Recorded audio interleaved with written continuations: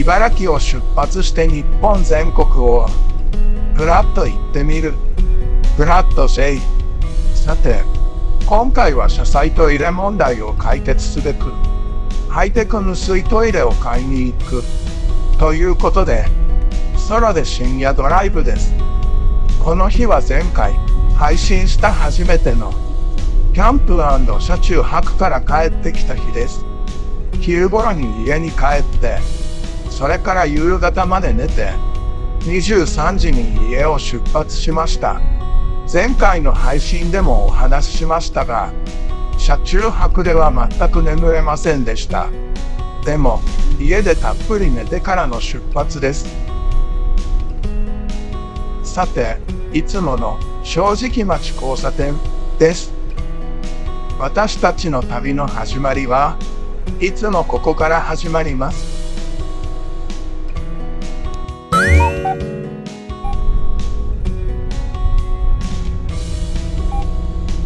普段は最寄りの自動車道、圏央道の牛久網インターから入るのですが、なんと夜は4車線化の工事で、つくば牛久から網東まで通行できないのでした。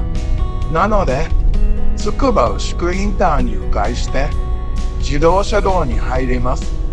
そこからは圏央道ではなくて、常磐自動車道で首都高速を目指します。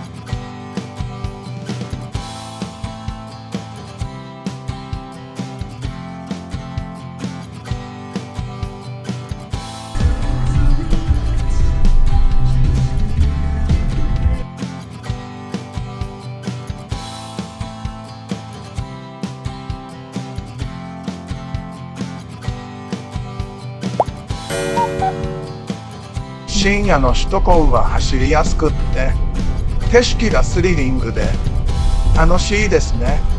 ただ、ルーレット族とか暴走する輩には困っちゃいます。首都高速中央環状線を中央自動車道方面です。7km 道なりです。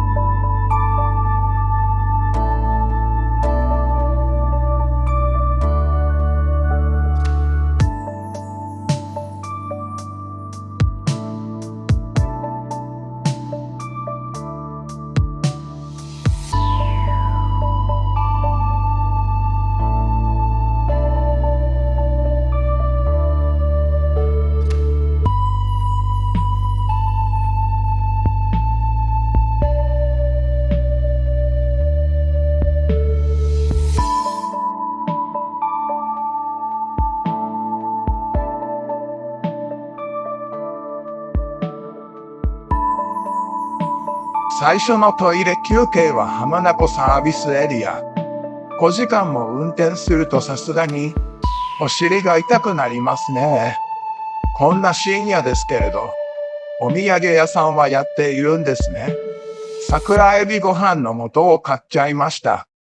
帰りに静岡付近で休憩するかわかりませんからね。ちなみに桜エビご飯の素に、さらに乾燥桜エビを入れて、桜エビご飯を炊いたら、めちゃめちゃ美味しくいただけましたよ。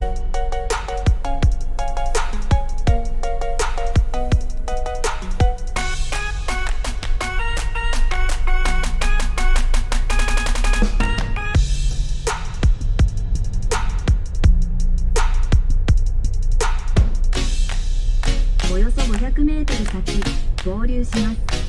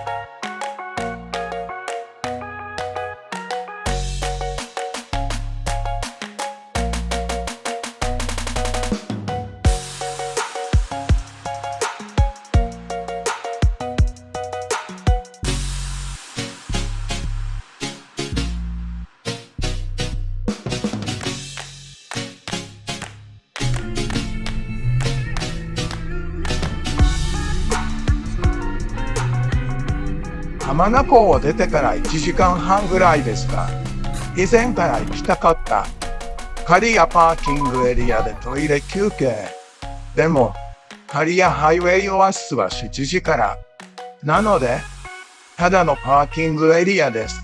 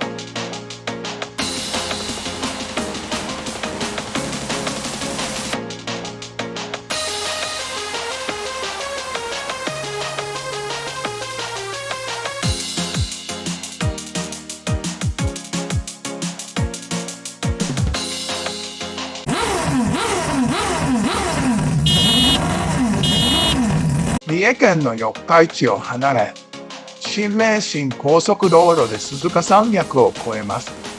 鈴鹿を越えると小雪が待っていました。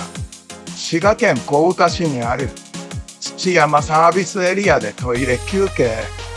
その後、草津ジャンクションで名神高速道路と合流した後、大津トンネルを越えて京都に入ります。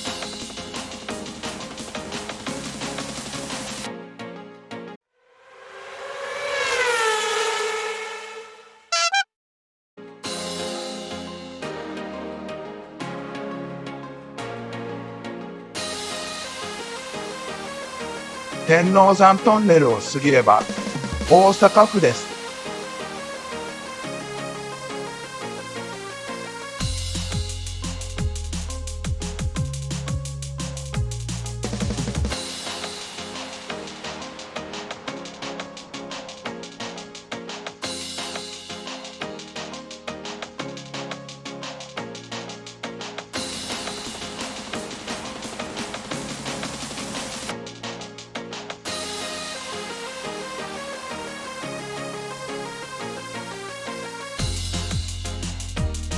高槻ジャンクションで名神高速道路と新名神高速道路に分岐。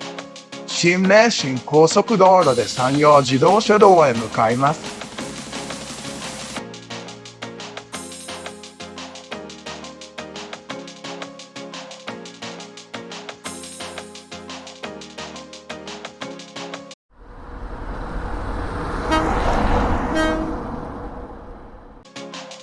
最後のトイレ休憩を三木サービスエリアで、そろそろ燃料の残りが10リットルを切っているので、給油のため次の三木小野インターで、一旦高速を降りることにします。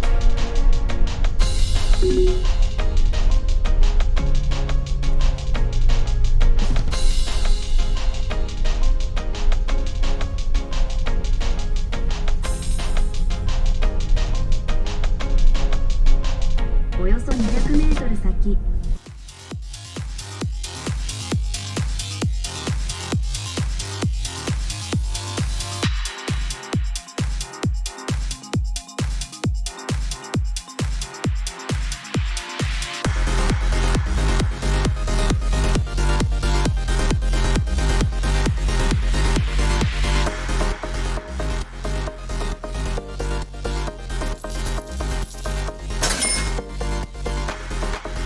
三木小野インターで降りて、加古川の市街地に行けば比較的安価に燃料が入れられると思いましたが、渋滞がひどく、結局、三木小野インター近くのコスモで割引で軽油を給油。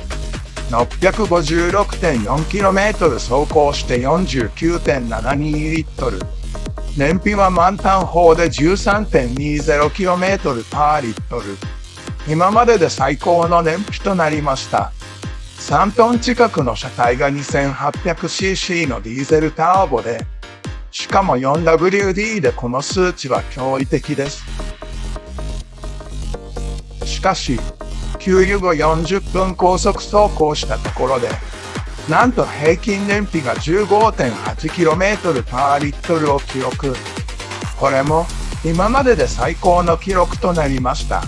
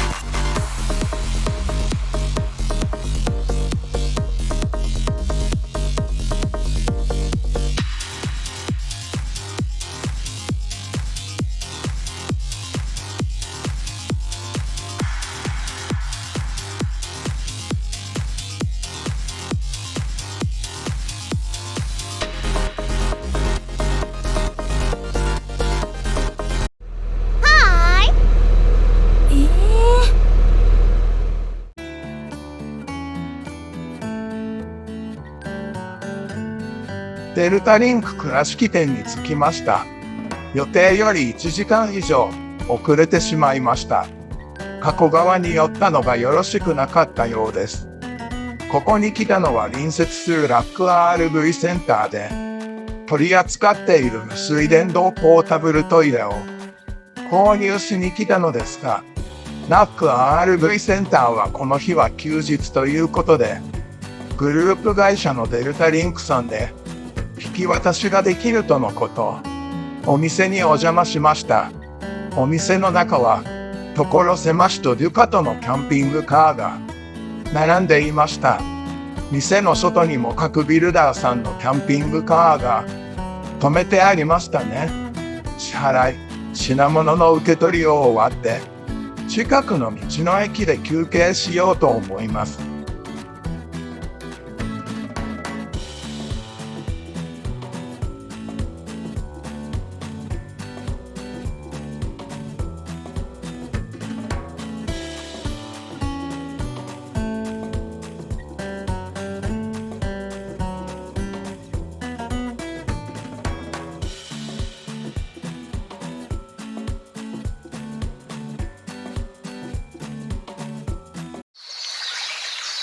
チャンネル登録してね。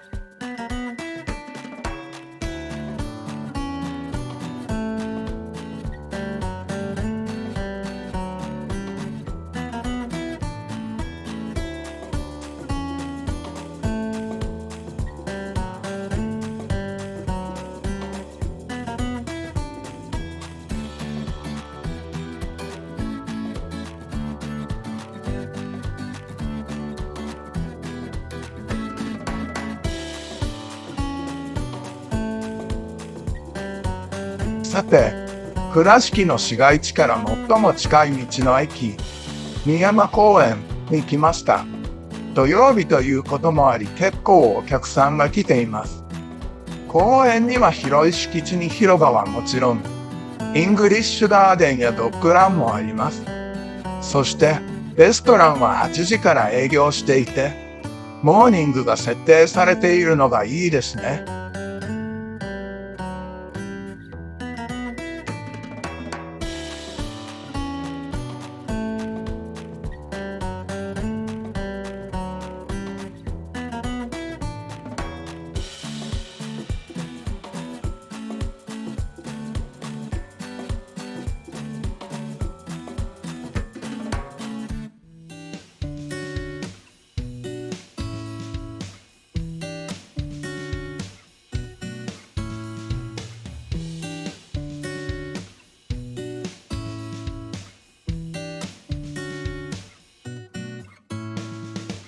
野菜の産直もあるのですが、ここの特色は、魚屋さんが入っていること、それも最近の道の駅にあるような、小綺麗な店舗ではなくて、地魚の地元のお魚屋さん。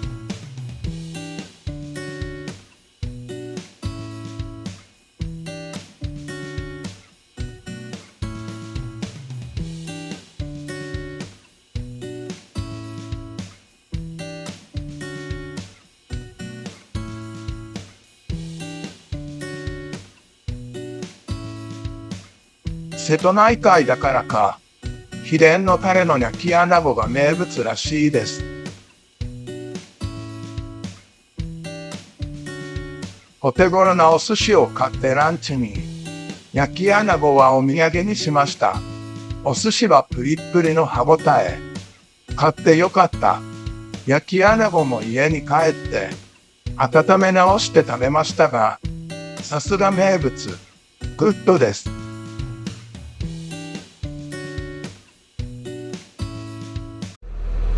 チャンネル登録してね。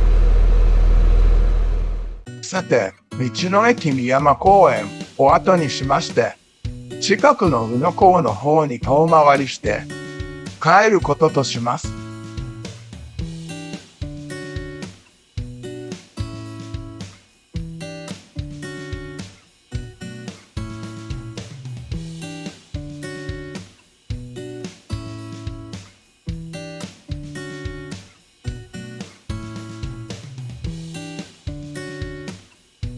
宇野港は以前、宇野と香川の高松を結ぶ、宇高連絡船が通っていた重要な港でした。国鉄、JR 四国が運営していた連絡船は、連絡船の他にホーバークラフトと高速艇の3種類の連絡船で構成されていましたが、1988年、本尻3線、瀬戸大橋線が開通したため1991年に全て廃止されたそうです。貨物船や桟橋を廃止したところは、再開発され温泉付きのグランピングやオートキャンプ場ができています。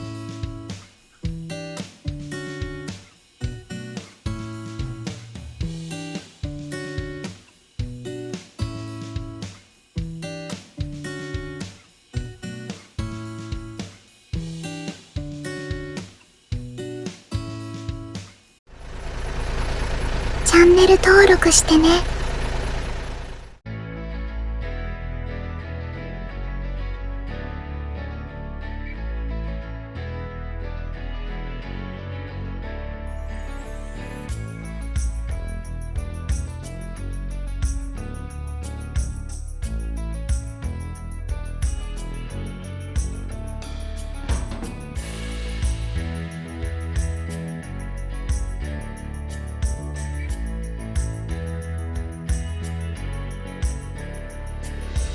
帰りも行きと同じ早島インターから高速に入ります。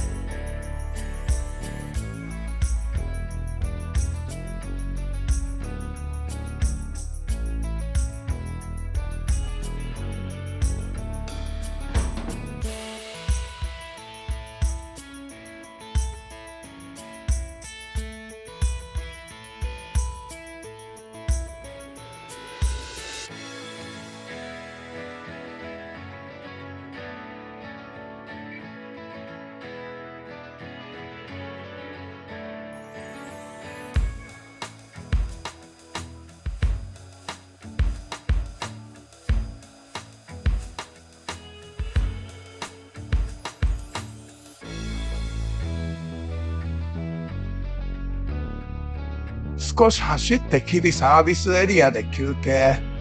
この辺りのお土産を買います。大山のアイスなんかも買いましたし、デニムのトートバッグや iPad mini や中華パッドが入るポーチも買いました。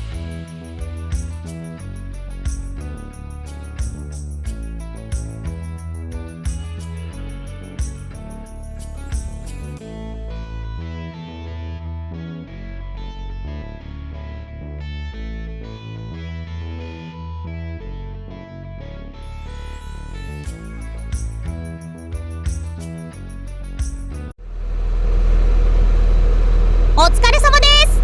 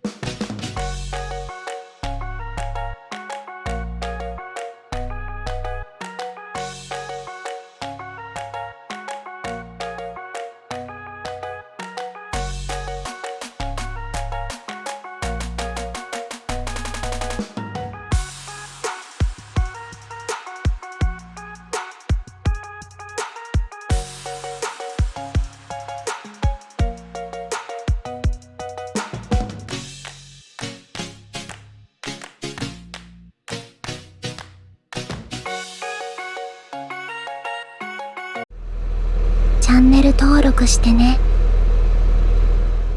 日々、草津のサービスエリアで休憩した後、動画のデータがいっぱいで入りませんでしたので、地図で経路を紹介します。一気に古い東名高速道路を使ったので、帰りは新東名高速道路に行くことにしました。そして、岡崎サービスエリアで休憩。燃料が少なくなったので、割引の効くコスモ石油で入れることにしたのですが、新東名って山沿いを走っているんですよね。なのでコスモ石油がある街中まで出なければなりません。岡崎から先に行ってしまうと、浜松ですが、検索すると一番近いところが、浜松市中央区の三方原にありました。ナビを設定すると、新東名高速道路稲佐連絡路の浜松稲佐インターで降りることとなり、なんとそこは真っ暗な山の中、そしてあまり広くない街の中を通され、相変わらず Google マップはとんでもないところをナビしてくれますわ。といったところで、やっとガソリンスタンドに着きました。着いたのが22時33分。そして今までで最高の実燃費を叩き出してくれました。その後は結局、東名高速道路浜松西インターから入って、東名を走りますが、カーナビって速く走れる道路を優先するせいか東名は空いていましたね。そして海老名サービスエリアに到着。時刻は12月15日の1時25分。海老名はこんな夜中でも半分くらいお店が営業しているのですね。というわけで、龍ヶ崎の自宅に戻ったのは3時半。つまり所要時間をおよそ28時間30分。1615km を一気に走ったということで、弾丸倉敷旅となったのです。そもそも、キャンピングカーを買うことにしたのは、眠くなったら車内で休む。現地のものをできるだけその場で食べるのが目的なのですが、食べるのはともかく、いつもの癖でブラックガムを噛みながら走っちゃうんですよね。ところで、自分としてはいっぺんに走った距離といい、時間といい、最高記録を達成してしまいました。そして最後の燃費はこんな感じで、暖房も冷房も必要ない時期で、もっと高速道路の区間が長ければ、もっと良い燃費が叩き出されたと思います。これもフルコンのおかげですね。マニュアルのアクセルワークで、こんな数値は出せません。最後まで見てくださり、ありがとうございました。次回は近県をちょろっと言ってしまう日帰りドライブをお届けします。